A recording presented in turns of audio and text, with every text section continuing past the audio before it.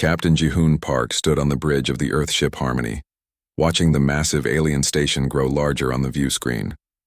3 months had passed since humanity's first contact with the Galactic Council. Now he was here to represent Earth at their grand headquarters. "It's beautiful," said Dr. Yuna Kim, standing beside him. She was the team's expert on alien life forms. Her job was to help humans understand these new beings they would meet. The station looked like a giant crystal floating in space. Millions of lights sparkled across its surface. Ships from dozens of different worlds moved around it like busy insects. "Remember what we discussed," said Ambassador Minho Lee, joining them at the window. "We are here to learn. Earth needs friends out here." Jihoon nodded, but something felt wrong. During the trip here, he had read all the Council's historical records they had been given. Some things did not make sense. Several species that were mentioned in old records were no longer listed as Council members. When he asked about them, the Council representatives said they had moved to distant regions or chosen isolation. The docking process was smooth.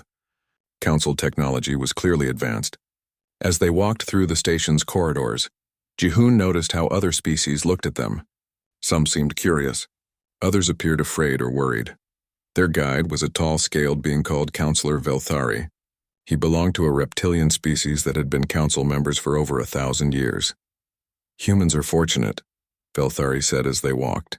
"The Council offers protection to all peaceful species. You will be safe under our guidance." What do you mean by guidance?" Yuna asked. "New species need time to mature," Velthari explained. "You will have probationary status. This means we will help you learn proper galactic behavior. We will teach you which technologies are safe to develop." Jihoon exchanged a quick look with Minho. They had not been told about restrictions on human technology development. The council chamber was enormous. Representatives from 47 different species sat in curved rows around a central speaking area. Humans had been given seats in the back corner, marked with a small sign that read "Probationary Members." The council session began with routine business. Trade agreements between established species, reports on exploration missions. Everything seemed normal and peaceful. Then something interesting happened. A spider-like species called the Arachne requested permission to expand their colony worlds. The request was denied immediately. "The Arachne expansion threatens regional stability," announced the council leader, a being that looked like a floating jellyfish. "Probationary species must focus on internal development." Jihoon realized that the Arachne were also marked as probationary members. But according to the records he had read, they had been council members for over 200 years. How long did probationary status last? After the session, the human delegation was given a tour of the station. They saw research labs, training facilities, and cultural centers. Everything looked impressive and peaceful. But Yuna noticed something strange in the medical section. Several examination rooms contained equipment designed for restraining subjects. When she asked about it, their guide said it was for studying dangerous diseases from primitive worlds. "Are there many dangerous diseases out here?"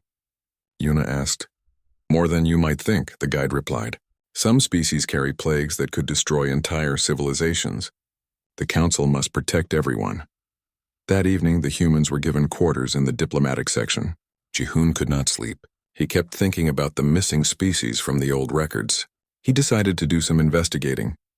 The station's computer system was available to all diplomatic guests. Jihoon accessed it and began searching for more detailed historical records. Most files were available, but some required higher clearance levels. He found references to a species called the Makers. They had been brilliant engineers who created amazing technologies. But 50 years ago, all mentions of them stopped. The records simply said they had relocated beyond council space.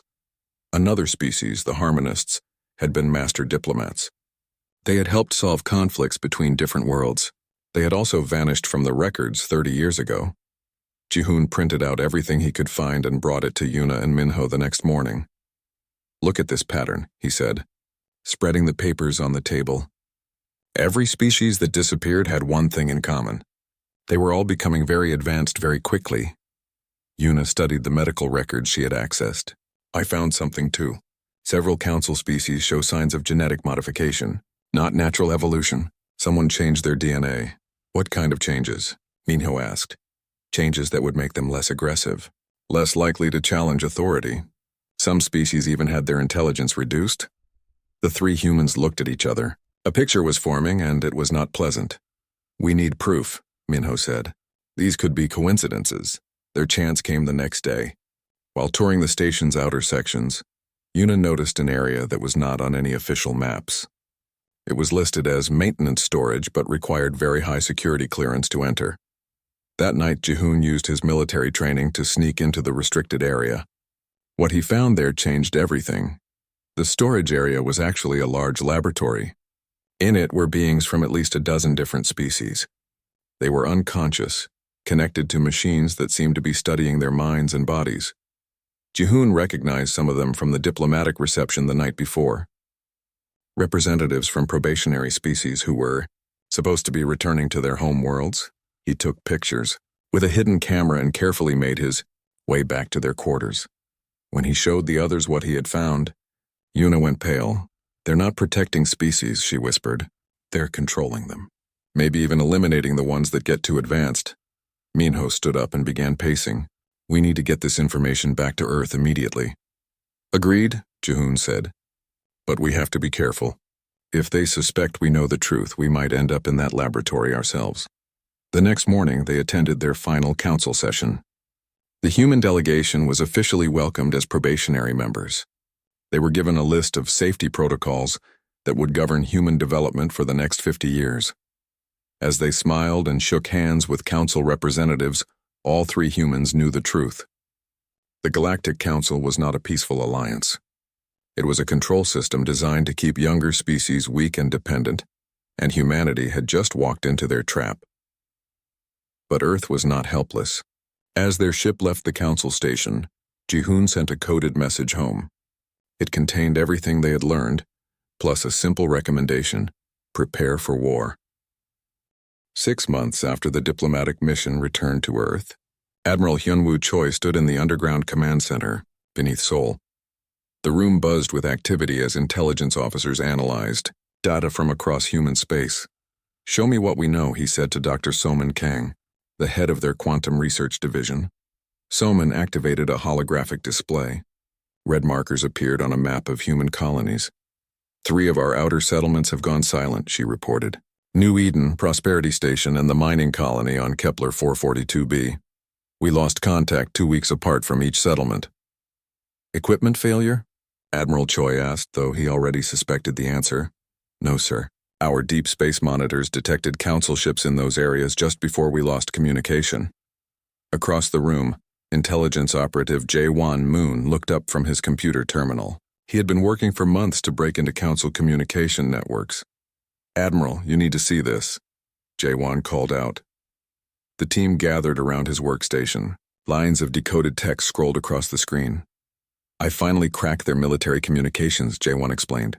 The council has been calling human colonies test sites. They're not just monitoring us.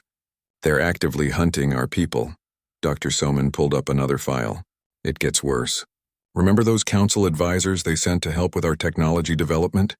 I've been analyzing their suggestions. Every single recommendation would have made our weapons weaker and our defenses less effective. Admiral Choi felt cold anger building in his chest. They've been sabotaging us from the beginning. Yes, sir. And there's more. Jae-won switched to another screen. I intercepted planning documents for something called Operation Cleansing. The Council is preparing to declare humanity a galactic threat. On what grounds? Admiral Choi demanded. They're going to claim we carry a dangerous plague. They've already started spreading rumors to other species that human contact causes genetic damage. The Admiral walked to the main display and stared at the red markers showing missing colonies. 3,000 people had lived in those settlements. Families, children. Scientists working to build a better future for humanity. Sir, Dr. Soman said quietly, there's something else. The quantum signatures from those missing colonies. Our people weren't killed. They were taken. The room fell silent. Everyone understood what that meant. Somewhere out there, human beings were being held prisoner, probably in laboratories like the one Captain Jihoon had discovered. Admiral Choi turned to face his team. How long before they move against Earth directly? Jae-won checked his latest intelligence reports. Based on their fleet movements, I estimate 2 weeks, maybe less. Then we need to accelerate our preparations. Dr. Kang, what's the status of Project SHIELD? Soman smiled grimly. All defensive systems are online and hidden. Our orbital platforms look like simple communication satellites, but they're actually weapons capable of destroying Council dreadnoughts. And Project Sword? Our new ships are ready. 47 vessels built in the asteroid mining facilities where Council sensors can't detect them. Each one is armed with weapons reverse-engineered from their own technology. Admiral Choi nodded. Humanity had not been idle during the months since first contact. While appearing to follow Council restrictions, Earth's military had been secretly preparing for exactly this situation. The Admiral's communication device buzzed. A priority message from the surface. "Sir," his aide reported, "Council ships have just appeared at the edge of our solar system. They're demanding to speak with Earth's leaders." "Put them through to the main screen." The holographic display changed to show the bridge of a Council command ship. Councillor Velthari appeared, flanked by representatives from several other species. "People of Earth," Velthari announced, "the Galactic Council has made a disturbing discovery. Your species carries a dangerous genetic plague that threatens all life in the galaxy." Admiral Choi kept his expression neutral, but inside he was preparing for battle. "We have detected this plague in several systems where humans have traveled." Velthari continued, "For the safety of all galactic citizens, Earth must submit to immediate quarantine and cleansing protocols." "What exactly do these protocols involve?" Admiral Choi asked. "All humans will be relocated to treatment facilities where the plague can be safely removed from your genetic structure. This process will take several years, but it is necessary for galactic safety." Dr. Soman muted their transmission and whispered to the Admiral, "They're lying about the plague. Our medical scans show nothing dangerous in human genetics. This is just an excuse for genocide." Admiral Choi unmuted the channel. "We'll need time to consider your proposal." "I'm afraid time is a luxury we cannot afford," Velthari replied. "Council fleets are already moving to surround your system. You have 6 hours to begin evacuation procedures. Any resistance will be considered an act of war against the entire galactic community." The transmission ended. The command center erupted in controlled activity as officers began implementing humanity's secret defense plans. "Signal all hidden fleets," Admiral Choi ordered. "Operation Breakout is now active." Dr. Soman activated the real defensive systems. Around Earth and throughout the solar system, innocent-looking satellites suddenly revealed their true nature. Massive guns emerged from asteroid mining stations. Cloaked ships powered up their engines.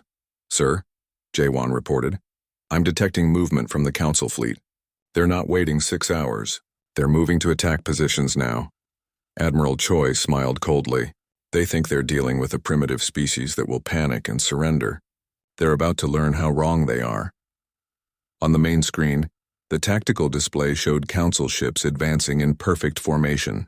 Their commanders probably expected this to be another easy conquest, like all the others before. "All ships report ready," announced Captain Ji-young Park from the Fleet Command Center. "Dr. Kang, are our new weapons fully charged?" "Yes, sir. Quantum disruptors are at full power. Council shields won't protect them from this." Admiral Choi took a deep breath. Humanity was about to reveal its true capabilities to the galaxy. The Council thought they were hunting helpless prey. Instead, they were walking into the jaws of a predator they had never imagined. "All units," he announced over the fleet communication system. "This is Admiral Choi. Today we show the galaxy that humanity will never kneel to tyrants. Today we fight not just for Earth, but for every species the Council has enslaved or destroyed." He paused, watching the Council ships move closer to what they thought was an easy target. "All ships, you are cleared to engage. Show them what humans can do when we're pushed too far." The battle for Earth was about to begin, but the Council forces had no idea that they were not the hunters in this fight. They were the prey. General Minji Huang walked through the secret underground facility known as Section 7. This place did not exist on any official government records. For the past 5 years, Earth's brightest minds had been working here on projects that would change the course of human history. "Show me everything," she said to Dr. Dongwu Shin, the chief engineer of the Prometheus project. Dr. Shin led her to a massive hangar filled with gleaming spacecraft. These ships looked nothing like the crude vessels humanity had shown to the Council. "Every piece of technology they gave us has been improved," Dr. Shin explained proudly. "Their weapons, their shields, their engines. We didn't just copy them. We made them better." General Huang examined one of the ships closely. Its hull seemed to shimmer with an odd energy. Adaptive armor, Dr. Shin continued. It changes its properties based on incoming attacks. Council weapons will be almost useless against it. How is that possible? We've only had their technology for 8 months. Dr. Shin smiled. That's what makes humans special, General. We don't just accept what we're given. We question everything. We improve everything. The Council has been using the same basic designs for thousands of years. They've stopped innovating. Across the facility, Dr. Yuna Kim was working in the xenobiology section. She had been analyzing genetic samples from dozens of Council species. What she found was deeply disturbing. General Huang, she called out as the group approached her lab. I need to show you something important. Yuna displayed her research on a large screen. Genetic charts filled the display, showing the DNA structures of various alien species. 23 different Council species show signs of artificial genetic modification, Yuna explained. Someone has been changing their genetics to make them more passive and less intelligent. The Council leadership? General Huang asked. Most likely. They've created a galaxy full of species that can't threaten their control. But here's the interesting part. Yuna switched to a new chart. I've been in secret contact with resistance groups on several Council worlds. These groups are made up of individuals whose genetics haven't been modified. How many resistance members are we talking about? Millions. Maybe tens of millions. They've been waiting for someone strong enough to challenge the Council. Someone who could give them hope. General Huang felt a surge of excitement. Humanity might not be fighting alone after all. In another section of the facility, Nayan Choi was coordinating communications with these resistance groups. Her job was to organize a galaxy-wide uprising that would happen at exactly the right moment. The Arachne resistance has 200 ships hidden in asteroid fields, she reported to General Huang. The Zentari rebels control 3 industrial worlds that can produce weapons. The Mokari freedom fighters have infiltrated their own military. How did you contact all these groups without the Council noticing? Dr. Shin's team developed new communication technology that the Council can't detect. We've been building a secret network for months. General Huang was amazed. While the Council thought they were monitoring a primitive species, humanity had been preparing the largest rebellion in galactic history. She moved to the weapons testing area where the most impressive developments were taking place. General, you need to see this, called out Dr. Dongwu from a sealed testing chamber. On the other side of reinforced glass, a human-built weapon was firing at a target protected by Council shield technology. The energy beam passed right through the shield as if it wasn't there. Quantum disruptors, Dr. Dongwu explained. The Council shields work by deflecting energy on a molecular level. Our weapons bypass that by attacking on a quantum level. You mean their shields are useless against our weapons? Completely useless. We can destroy their largest ships in seconds. General Huang watched the demonstration with growing confidence. The Council had made a terrible mistake. They thought humanity was just another species to be controlled and eventually eliminated. They had no idea what humans could accomplish when their survival was threatened. Her communication device buzzed with an urgent message. Admiral Hyunwoo Choi was requesting an immediate conference. General, Admiral Choi's voice came through the secure channel. Council fleets are moving faster than expected. They'll be in attack position within hours, not days. Are we ready? Our defensive preparations are complete. But I want to confirm our offensive capabilities before we reveal them. General Huang looked around at the massive facility filled with advanced human technology. Admiral, I'm standing in a hangar containing 47 ships that are more advanced than anything in the Council fleet. Our weapons can penetrate their shields. Our armor can deflect their attacks, and we have resistance allies throughout the galaxy ready to join us. She paused, thinking about all the missing humans who were probably suffering in Council laboratories at that very moment. But more importantly, we have something the Council has never faced before. We have humans who refuse to surrender. Admiral Choi's voice carried new confidence. Then it's time to show the galaxy what humanity can do. All hidden fleets are to move to attack positions. All resistance groups are to prepare for simultaneous uprising, General. Huang turned to address everyone in the EU facility. This is the moment we've been preparing for, she announced over the facility's communication system. In 1 hour, humanity will reveal its true strength to the galaxy. The Council thinks they're about to eliminate another weak species. Instead, they're about to face the most dangerous enemy they've ever encountered. Dr. Dongwu was making final checks on the ship systems. All vessels are ready for launch, General. Neon was coordinating with resistance groups across the galaxy. Rebel forces in 47 systems are standing by for the signal. Dr. Yuna was analyzing the latest intelligence reports. Council forces are confident this will be an easy victory. They have no idea what's coming. General Huang felt a moment of satisfaction. The Council had spent months planning humanity's destruction. They had been careful and thorough in their preparations, but humans had been preparing too. And humans had advantages the Council couldn't imagine. They had creativity. They had determination. They had the ability to see possibilities that others missed. Most importantly, they had something worth fighting for, not just their own survival, but the freedom of every species the Council had enslaved. All ships prepare for launch, General Huang ordered. It's time to go hunting. As the hidden fleet prepared to emerge from their secret bases, General Huang thought about the message this battle would send to the galaxy. The Council had ruled through fear for thousands of years. They had convinced everyone that resistance was impossible, but today that would change forever. Today the galaxy would learn that when humans fight for their freedom, they don't just win, they dominate. Commander Tai-Hyun Yu stood on the bridge of the human warship Defiance as it emerged from behind Earth's moon.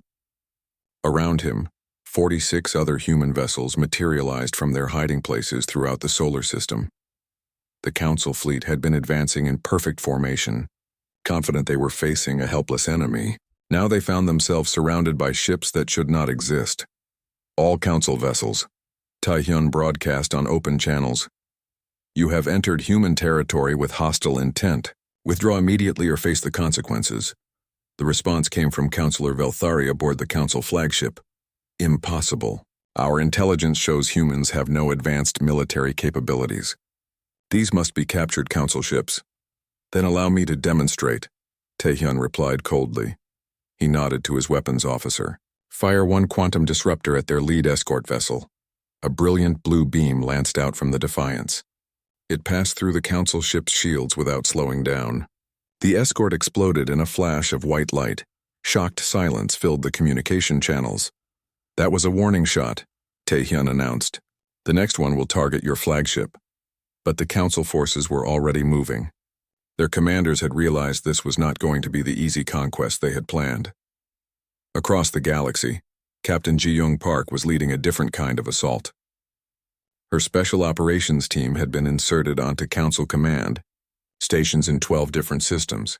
Phoenix, team in position, she whispered into her communicator as her squad moved. Through the corridors of Command Station Alpha 7, the station's alien guards had no idea humans were aboard. Council security systems had been designed to detect their own species and the primitive weapons of rebellious subjects. They could not detect humans using advanced stealth technology. All teams report ready, came the response from Yoonji Nam, who was coordinating the simultaneous attacks from Earth. Execute Operation Blackout, Captain Ji-Young ordered. Throughout Council space, human special forces teams struck at the same moment. Communication arrays went offline. Command computers were infected with human-designed viruses. Weapons control systems were sabotaged. Within minutes, the Council's ability to coordinate their forces across the galaxy had been destroyed. Back in the Sol system, the space battle was becoming a demonstration of human tactical superiority. The Council ships tried to use their traditional formation tactics. They had been successful for thousands of years against species with similar technology. But humans fought differently. Commander Taehyun's ships moved in unpredictable patterns. They used Earth's gravity well to slingshot around the planet at impossible speeds. They coordinated attacks with split-second timing that confused Council targeting systems. Their ships are too fast, complained a Council commander over an intercepted transmission. Our weapons cannot track them, and our shields are useless, another voice added. How are their weapons penetrating our defenses? Admiral Hyunwoo Choi watched the battle from Earth's command center with grim satisfaction. Council ships destroyed 17, reported his tactical officer. Human ships damaged, 0. Sir, called out communications specialist Yoonji Nam, we're receiving signals from resistance groups across the galaxy. The uprising has begun. The main display switched to show a galactic map. Red dots appeared as reports came in from rebel forces on dozens of worlds. The Arachne Resistance Fleet has engaged Council forces in the Kepler system, Yunji reported. The Centauri rebels have seized control of 3 industrial worlds. Mokari freedom fighters have captured their planetary defense grid. Admiral Choi felt a surge of pride, not just in human achievements but in the courage of all the species that had chosen to fight for their freedom. Dr. Somin, he called to the quantum physicist monitoring their advanced weapons. How are our disruptors performing? Beyond expectations, Admiral. Council shields are completely ineffective against quantum disruption technology. We can destroy their largest ships with a single hit. In the asteroid belt, another human fleet was demonstrating different capabilities. Commander Minjun Lee was showing the galaxy that humans had mastered stealth warfare. His ships appeared out of nowhere, struck Council supply convoys, and vanished before the enemy could respond. The Council had no defense against enemies they couldn't see. Council supply lines are collapsing, reported Intelligence Officer Jaewon Moon. Their fleets are running out of ammunition and fuel, but the most devastating human attack was psychological. Captain Ji-young's team had captured Command Station Alpha 7 intact. Inside, they found detailed records of Council activities over the past 1,000 years. Yunji, Captain Ji-young transmitted to Earth, broadcast these files on all galactic frequencies. Every species needs to know the truth. The files revealed everything. Lists of species that had been eliminated for becoming too advanced. Records of genetic modification programs used to make entire populations passive. Details of the laboratory experiments performed on captured beings. Across the galaxy, Council member species learned that they had not joined a benevolent alliance. They had been enslaved by a system designed to keep them weak and controlled. The reaction was immediate and devastating. Sir, Yunji reported to Admiral Choi, 23 Council member species have declared independence. They're demanding the immediate release of all prisoners and the dissolution of the Council government. And their military response? 12 species have joined the rebellion. Their fleets are attacking Council positions throughout their territories. In the Sol system, the Council fleet was in full retreat. Their mighty formation had been shattered by ships they had thought were impossible. Counselor Velthari made one last desperate transmission. This is not over, humans. The Council will send more ships. Larger fleets. You cannot fight the entire galaxy, Commander Taehyun replied with quiet confidence. We're not fighting the galaxy, Counselor. We're liberating it. As the surviving Council ships fled toward the edge of the solar system, Admiral Choi began planning the next phase of human operations. The defensive victory was complete, but defense had never been the real goal. Now it was time to carry the fight to the Council's home territories. All fleet commanders, Admiral Choi announced, prepare for Phase 2. We're taking this war to their front door. Dr. Dongwu's advanced ships had proven themselves in battle. Human tactics had devastated supposedly superior forces. The galaxy-wide rebellion was spreading faster than the Council could respond. But most importantly, the galaxy had seen something new. For the first time in 1,000 years, someone had stood up to the Council and won. The age of Council dominance was ending. The age of human leadership was about to begin. Admiral, reported Captain Ji-young from the captured command station, I've found the locations of the missing colonies. Our people are alive, but they're being held in research facilities throughout Council space. Admiral Choi's expression hardened. 3,000 human prisoners were waiting for rescue, probably subjected to the same horrific experiments as countless other beings. Then we have our next target, he said grimly. No human gets left behind. The counterstrike had been a complete success, but the war was far from over. It was time to bring some humans home. President Seok Bae stood in the communications center of the presidential palace in Seoul, watching reports stream in from across the galaxy. 3 weeks had passed since the human counterstrike began. The Galactic Council's empire was crumbling faster than anyone had imagined possible. Mr. President, reported Admiral Ji-won Yang from the bridge of the human flagship Liberation, we've reached the Council's capital system. Their remaining forces are requesting permission to surrender. On the main screen, President Bae could see the massive Council homeworld. For thousands of years, this planet had been the center of galactic oppression. Today, it would become the birthplace of freedom. Any word from the rescue teams? President Bae asked. Captain Ji-young's forces have successfully liberated all the research facilities, Admiral Yang reported. Our missing colonists are safe. But Mr. President, you need to know what we found in those laboratories. The president's expression darkened. Tell me, thousands of beings from dozens of species. Some had been imprisoned for decades. The council wasn't just experimenting on them. They were using them to develop new methods of genetic control. Dr. Heejin Ko, the team's expert on alien psychology, stepped forward. She had been studying the council leadership since their capture. Mr. President, I've completed my analysis of the council's governing species. They suffer from a condition I can only describe as pathological xenophobia. Their entire culture is built around the fear that other species will eventually surpass them. Is that what drove them to create this oppressive system? Yes, sir. They genuinely believed they were protecting the galaxy by keeping other species weak. In their minds, they were preventing galactic war by maintaining control. President Bay considered this information. Understanding his enemies was important, but it didn't excuse their crimes. Mr. President, came a transmission from the council homeworld. This is former Councilor Velthari. The council leadership wishes to negotiate terms of surrender. The main screen switched to show the reptilian leader standing in what had once been the council's grand chamber. Behind him, representatives of several species waited nervously. What terms are you proposing? President Bay asked.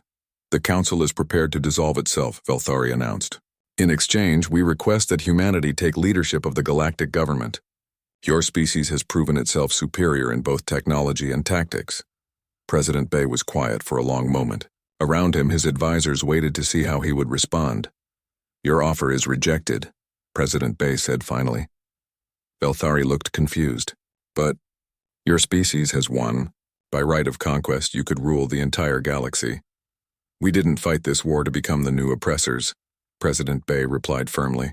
We fought to ensure that no species would ever again have the power to oppress others. Captain Ji-hoon Park, now promoted to Grand Admiral, stepped forward. He had been with the human diplomatic mission that first discovered the Council's true nature. The Galactic Council is officially dissolved, Grand Admiral Ji-hoon announced. All member species are now free to govern themselves as they choose.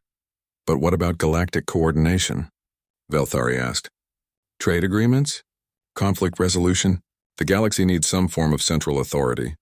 President Bay nodded. You're right. Which is why we're proposing something different. A federation of free worlds where every species has an equal voice. The proposal spread across the galaxy through the new communication networks that human engineers had established. The response was immediate and overwhelmingly positive. Within days, representatives from 47 species arrived at the council homeworld to discuss the new government structure. Dr. Yuna Kim found herself working with alien scientists to establish new medical and research protocols. Instead of experiments on unwilling subjects, the Federation would promote voluntary cooperation and shared knowledge. The amount of scientific progress we can make together is incredible, she reported to President Bay. Species that were kept isolated for centuries are sharing technologies and ideas. Commander Taehyun Yu was helping to establish the Federation's defense forces. Unlike the Council's military, which had been used to oppress member species, the Federation fleet would be truly multinational. Every species is contributing ships and personnel, he reported. The Arachni are sharing their advanced sensor technology. The Centauri have developed new defensive shields. The Mokari are teaching us their stealth techniques. But the most important work was being done by Nyeon Choi and her diplomatic team. They were writing the Federation Charter, a document that would guarantee the rights of all sentient beings. No species will ever again be classified as probationary, Nyeon explained to the gathered representatives. No government will have the right to restrict another species' technological development. No being will be subjected to unwilling experimentation. The Charter also established something unprecedented in galactic history, a system of rotating leadership. No single species would control the Federation for more than 5 years. Earth will serve as the first Federation capital, President Bay announced. But in 5 years, leadership will pass to another world chosen by democratic vote. Some species objected to this system. They argued that humans had earned the right to permanent leadership through their victory over the Council. That's exactly why we can't accept permanent power, President Bay explained. Power corrupts. The Council started with good intentions, but their fear of losing control turned them into tyrants. We won't make the same mistake. Dr. Hyejin Ko was working with former council species to help them recover from centuries of genetic modification. Many wanted to reverse the changes that had made them passive and less intelligent. It will take generations, she reported, but these species can regain what was taken from them. Their children will be stronger and smarter than they've been in centuries. The transformation was remarkable. Species that had been enemies for centuries began working together. Technologies that had been hidden were shared freely. Art, music, and literature flowed between worlds that had never communicated before. But perhaps the most significant change was psychological. For the first time in galactic history, species were free to develop their full potential without fear. Mr. President, Grand Admiral Jihoon reported, "We've received a request from the outer galaxy regions. 3 species beyond former council space want to join the Federation. What's their reason? They've heard about our system of government. They want to be part of a galaxy where strength is used to protect freedom rather than destroy it." 6 months after the Council's defeat, President Bay stood in the new Federation Assembly Hall on Earth. Representatives from 67 species filled the chamber, more than had ever gathered in one place before. "The Federation of Free Worlds is officially established," he announced. "May it serve as a beacon of hope for all sentient life." The applause that followed came from beings of dozens of different species, each celebrating in their own way. Later that evening, President Bay walked through the halls of the Federation headquarters with Grand Admiral Jihoon. "Do you think we did the right thing?" the President asked. "Some people say humans could have ruled the galaxy more effectively than this democratic system." Grand Admiral Jihoon smiled. "Mr. President, the galaxy doesn't need human rulers. It needs human values. Freedom, cooperation, the belief that every species has the right to reach its full potential. And if someone tries to recreate the Council's oppressive system, then they'll discover what the Council learned," Grand Admiral Jihoon replied. "Humans don't just fight for themselves. We fight for anyone who's oppressed. And when humans fight for freedom, we don't just win. We dominate," President Bay finished. As they looked out at the stars, both men knew that humanity's reputation had spread throughout the galaxy, not as conquerors but as liberators, not as a species to be feared, but as protectors of the weak. The Council had wanted to eliminate humanity because they were different. Instead, those differences had become the galaxy's salvation. Humanity's ruthless revenge had indeed shaken the entire Galactic Council. But in the end, it wasn't revenge at all, it was justice.